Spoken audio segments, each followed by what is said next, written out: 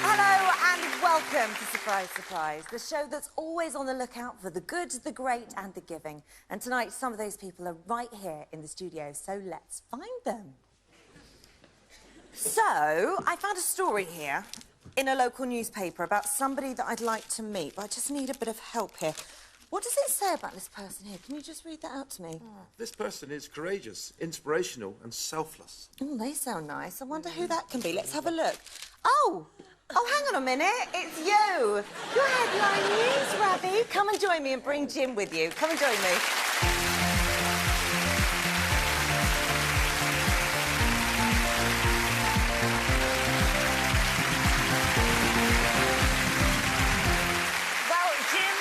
Ravi, welcome to the show. Ravi, it's fair to say you are a bit shocked to be here tonight, aren't you? Yes, indeed. Just a bit. Well, I can tell you that you are here because of Jim. Isn't that right, Jim? Yeah, afraid so, Ravi. Sorry about that. Tell us why. I don't know if anybody remembers it, but back last winter in Somerset, Boroughbridge, where we're from and surrounding areas, we had some pretty poor flooding. It was real bad. We were in a bit of a disaster zone. We run a local pub in Boroughbridge there. The phone was red hot, and I picked the phone up, chap on the end. I've seen you on the telly. I want to come and help you. I thought, here we go. Anyway, he said, what can I do to help you? And I said, look, we're in real trouble. Bring me some hand sanitizer. No worries, mate. Be there in the morning with a pallet of sanitizer. Right, so off I go. Didn't think any more about it. Anyway, in the morning, Sally said, Jim, you better look out the window. Don't know what you've done. There's an army of people outside. Well, when the village of Boroughbridge was hit by the floods, little did they know the cavalry was on their way. There's further warnings in force to severe flood warnings, the highest level from the Environment Agency for the risk of flooding that is set to continue throughout the next 3 days. It was raining and raining, the river was higher and higher. And I said to Sally, I said, this is going to be the biggest flood we've seen here. Parts of southern England have seen the wettest... Once again, the clock is ticking as river levels rise.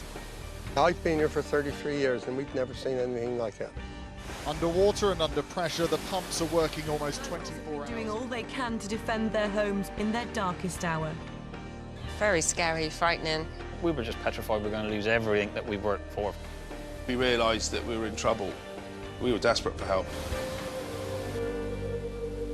I first seen him, I went down walking along the riverbank to do the horses one morning. I truly thought they were tourists. It was like they got dropped in from somewhere, wasn't it? It was just all these men. They had enormous smiles on their faces and they simply said, we've come to help. Yep. They obviously had a great deal of knowledge and the leader was absolutely extraordinary. He was called Ravi and he just turned out to be a great guy. One of the most remarkable people I have ever met. The local authorities, I think, were doing as they could see their best, but they didn't really understand the sheer scale of the problem. It was a genuine disaster. I'm not a person who actually asks for help ever. I always work on my own. This time I got to the stage where I was begging for help. A pickup truck turned up outside. A chap got out and said, well, we're here to help. What do you want us to do? Ravi laid the sandbags about 2 metres away from the house, so it probably would have come in-house without the sandbags being laid, but as it was, it kept it away. We were straight stuck in helping to move some vehicles, moving debris, taking food out to people, clothing and blankets. They laid all the path along the back of the riverbank here, they put all the wood chip down. You know, they were just constantly on the go from morning to night, weren't they? With Ravi's organisation, it's just done. The local authority couldn't get us any more sand, so Ravi just got his credit card out and bought 20 tonnes of sand. Job done. They visited practically every single property that had a problem. They just worked and worked and worked, and they never stopped.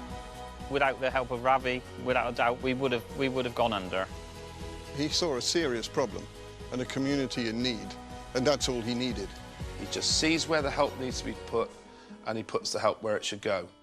I'd like to say to Ravi a very big thank you. He helped us. Ravi was there for us, thank goodness. To actually come down to Somerset and to engage with the people, help the people, just a huge thank you. I don't think we'd have probably got through it without their help and their commitment, what they've done to the whole village, and everybody's grateful. So thank you, Ravi. Ravi needs to know that he's a superb person, and the whole of community of Boroughbridge and surrounding areas are indebted to him. I've never met anybody quite like Ravi before, ever. He's a true hero. You guys, man, you were crazy. I didn't know you set me up. Ravi, did you have any idea of the huge impact you had on the people of Boroughbridge? I went for 1 day. I remember the day very clearly, and I stayed a week. There's so much to do, and I've become very close to the people of Somerset. I'm a man of action. I don't do meetings. I don't sit around tables. I see what needs doing, and I do it. And with Boroughbridge, it's become very special. 15 years around the world doing relief work, and suddenly I find this huge, massive heart, you know, full of love in Somerset, not far away from where we're based in Slough. Jim, this is quite unusual, isn't it, for somebody from a different town to just bowl on up and help Like I strangers? said, I've never met anybody like it before. I mean, this guy, he's genuine. He's not a stranger in our village anymore. No, absolutely.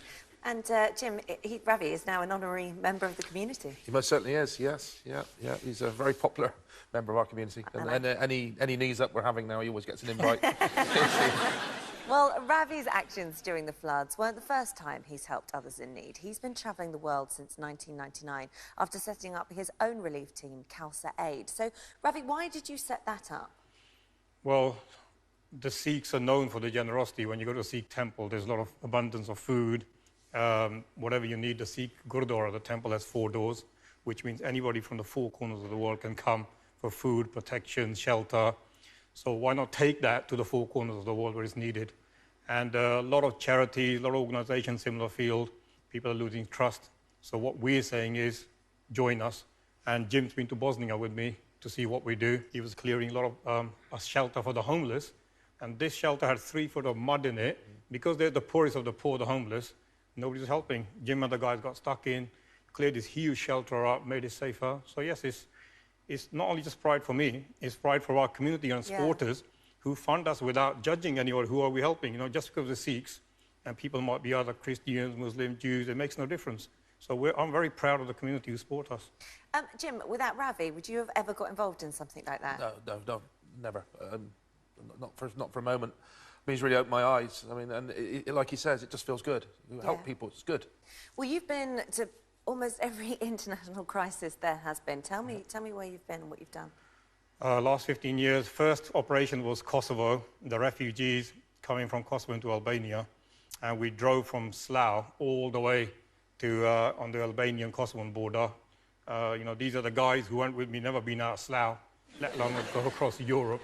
And that was tough. Somalia, Congo, Pakistan earthquake, Bangladesh, now working in Iraq. It's very, very risky, but it's very rewarding. What makes you want to do it? It's about humanity. The problem is we live in a world where it's out of sight, out of mind. So we don't just deliver aid, we deliver hope, smiles, love, happiness. You know, we get real involved. Gosh, and with all of this relief work that you do, I imagine you don't have much time to yourself, do you, Ravi?